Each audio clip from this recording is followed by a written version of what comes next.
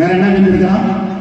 நம்முடைய சுயமரியாதைக்கு தேவை பட்டியல் மாற்றம் தான் கேட்டோம் ஒழிய பெயர் மாற்றம் மட்டுமல்ல. பெயர் மாற்றம் ஒரு சாதாரண விஷயம். நமக்கு தேவேந்திர வேளாளர்னா அந்த காலத்துல இருக்குல்ல, இல்லாத பேர் அவங்க கொடுத்துட்டாங்க. அது நமக்கு பெருசா ஏதாவது பட்டம் கட்டி கொடுத்துட்டாங்களா? ஒண்ணும் கிடையாது. அப்ப அதையெல்லாம் நம்ம உணர்ந்து பார்க்கணும். அதையும் நமக்கு பாரத பிரதமர் மோடி வந்து தேவேந்திரன் நம்மளை சொல்லிட்டாரு, அவரை இந்திரான்னு என்ன இந்திரா நரேந்திரன் சொல்லிட்டாரு, அப்படியெல்லாம் கற்பனை பண்ணிட்டு நீங்க நினைச்சிட்டு இருந்தீங்கன்னா நம்மை அவர்களிடம் அடமானம் வைக்கத்தான் முடியுமோ ஒழிய நம்மை சிறப்படைய வைக்கவே முடியாது.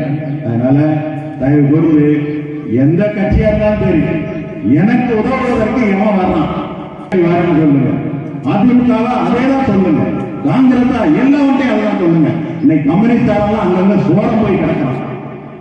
எங்கேயாவது அவன் அந்த காலத்துல கம்யூனிஸ்ட்னா நாங்கெல்லாம் பெருசா கிடப்போம்.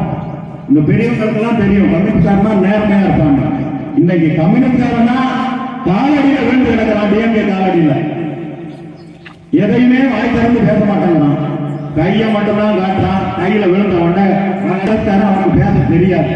ஏன்னா அவனுக்கு மக்கள் பிரச்சனை அவன் யோசிக்க மாட்டான். எவன் பணக்காரன் இருக்கானோ அவன் பிரச்சனை தான் யோசிப்பான். அதனால அடித்தட்டு மக்களை பற்றி காங்கிரஸுக்கு தெரியாது. திமுக என்ன பண்ணுவான்? பிரித்தாளும் சூழ்ச்சி. இந்த மக்களை பிரிச்சு வச்சா நம்ம வாழலாம், எல்லாம் ஒன்னா சேர்ந்துடக்கூடாது, 2-3 பிரிச்சு வைக்கணும் அப்படின்லாம் பிரிச்சு வைக்கணும். அப்போ அதையெல்லாம் நீங்க உணர்ந்துட்டீங்கன்னா நிச்சயமாக நமக்கு ஒரு நல்ல எதிர்காலம் இருக்கு. டாக்டர் ஐயா வந்து 25ஆம் தேதிக்கு மேல சுற்றுப்பயணம் வராங்க. நமது தென்காசி பார்லிமெண்ட்ல தலைவர் அவர்கள் தான் நிற்பாங்க.